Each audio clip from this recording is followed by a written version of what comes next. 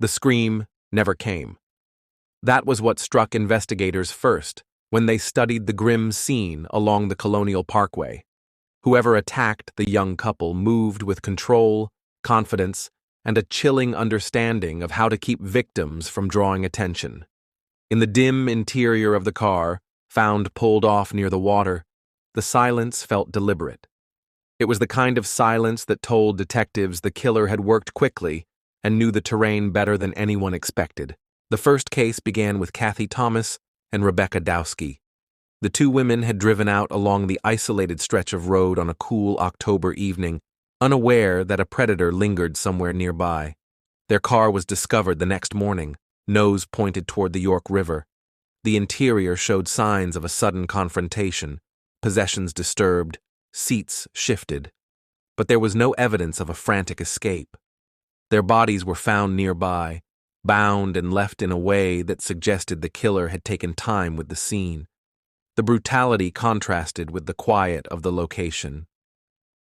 Detectives studied the area and realized the killer must have approached without hesitation, subduing both women before either could fight back. Nearly a year passed before another pair vanished. David Knobling and Robin Edwards were last seen near the Ragged Island Wildlife Refuge. Their families reported them missing after they failed to return home, and the search widened across the marshlands. Their bodies were found days later along the shoreline. The positioning of the remains did not match the earlier case exactly, yet the parallels were unmistakable. Both couples were attacked in secluded spots near the water. Both incidents pointed toward a killer who preferred remote pull-offs and quiet stretches where cars would not be noticed for hours. Investigators began to wonder whether the Colonial Parkway held more secrets than anyone realized. In September 1987, a third case deepened the pattern. Richard Call and Cassandra Haley set out for a college party and never arrived home. Their car turned up at an overlook, doors unlocked, keys still inside. What unnerved investigators most was the absence of the couple themselves. No bodies, no signs of a struggle, no blood, nothing that explained why two young adults would abandon their vehicle in a place known primarily for its postcard views. Detectives canvassed the region, sent divers into nearby waters, and combed wooded areas on foot. The complete disappearance of both victims pushed investigators toward a troubling possibility. The killer was changing methods, learning how to leave fewer traces. The fourth case came 2 years later when the bodies of Anna Maria Phelps and Daniel Lauer were discovered near an abandoned rest area off Interstate 64. Their car had been found earlier, parked on an incline, facing the wrong direction.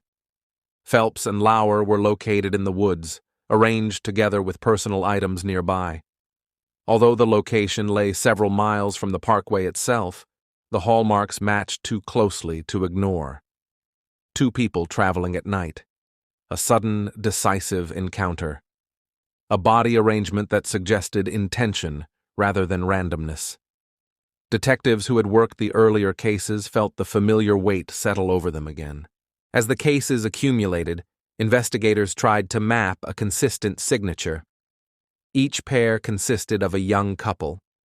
Each incident occurred within a roughly 3-year span. The killer seemed to have preferred areas that looked peaceful during the day, but turned desolate after sundown. The scenes contained few defensive wounds or signs of protracted struggle, which implied the attacker gained control swiftly. Several vehicles had been left in ways that suggested staging, as if the killer wanted them found, but not immediately understood. That precise manipulation of scenes haunted the task force assigned to the investigation. FBI profilers joined local law enforcement and began constructing a psychological portrait. They believed the killer was familiar with the parkway's isolation points and knew which pull-offs allowed for quick access to the road without being seen. The spacing between incidents suggested periods of cooling off rather than chaos-driven impulses. The killer had chosen couples, perhaps because two victims presented a challenge that reinforced his sense of dominance. There were no ransom demands, No robbery motives, no signs of sexual assault in some cases. The purpose seemed rooted in control and the meticulous shaping of a crime scene that conveyed power. Investigators also revisited old traffic stops and suspicious vehicle reports from the same years. Several drivers had reported seeing a dark sedan lingering near pull-offs, and others described a man who approached cars claiming to check for identification. None of those accounts produced a definitive lead, but they hinted at a pattern of someone testing boundaries, probing for opportunities, and becoming more comfortable with each approach. Detectives believed the killer watched couples for a moment when they were most distracted, then struck before they realized they were in danger.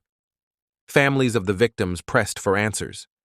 They attended community meetings, sent letters to officials, and organized searches on their own.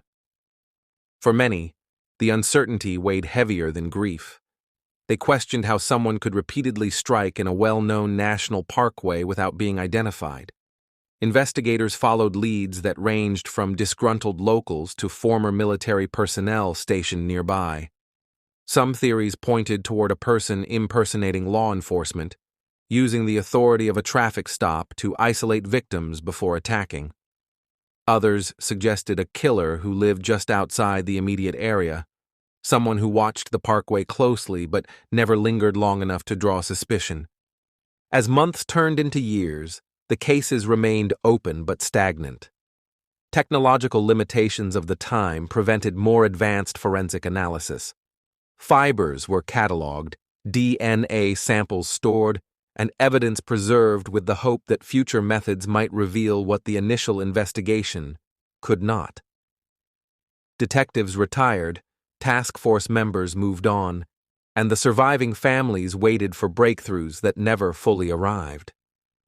The Colonial Parkway itself became a symbol of unanswered questions. Tourists drove its scenic route unaware of the history tucked into each quiet overlook. Locals remembered the fear that once settled over the region as couples began to avoid secluded spots. Even decades later, investigators occasionally revisited the files, hoping that a new piece of information might surface. Although some suspects emerged over time, none were conclusively tied to all four cases. Detectives still believed the killer had moved with deliberation, exploiting the gaps between jurisdictions and the isolation of the area. The murders remained unsolved. What lingered was the chilling consistency, the sense that someone had moved through those years with deliberate steps, leaving behind scenes that felt both personal and calculated. Each family carried the memory of a loved one whose final night ended on a road meant for peaceful drives and scenic views. The weight of the unanswered questions stayed with them, pressing against every anniversary and every new attempt to re-examine the evidence. The Colonial Parkway Murders stood as a reminder of how a quiet place could hold secrets that resisted time, investigation, and every effort to bring closure. Investigators continued to express hope that preserved evidence would one day align with a definitive suspect, bringing long-awaited resolution to the families who had waited too long for answers. Thank you for listening to The Lantern's Tale. Subscribe for more true stories, if you dare.